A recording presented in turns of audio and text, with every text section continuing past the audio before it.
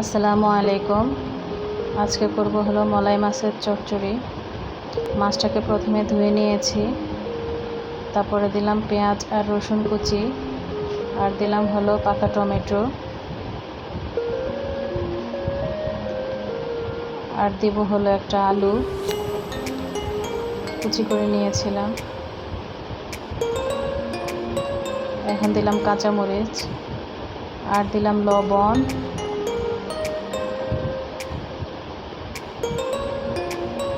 আর দিলাম হলুদের গুঁড়া, মরিচের গুঁড়া,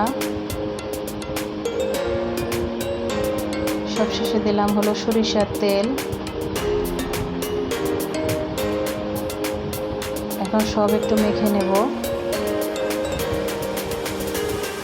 তারপরে ঝোলের পানি দিয়ে দেব।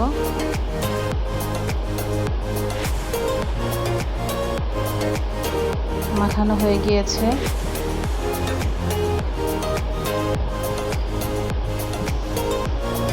এখন দিলাম হলো পানি,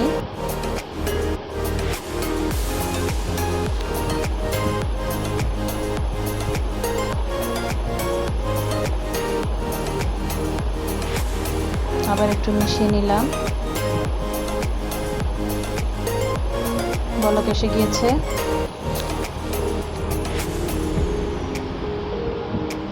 আবার একটু নেড়ে নিলাম। বেশি নাড়া যাবে না, ছোট মাছ তাহলে ভেঙে যাবে।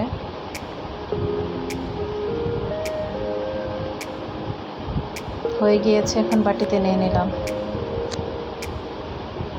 আসসালামু আলাইকুম।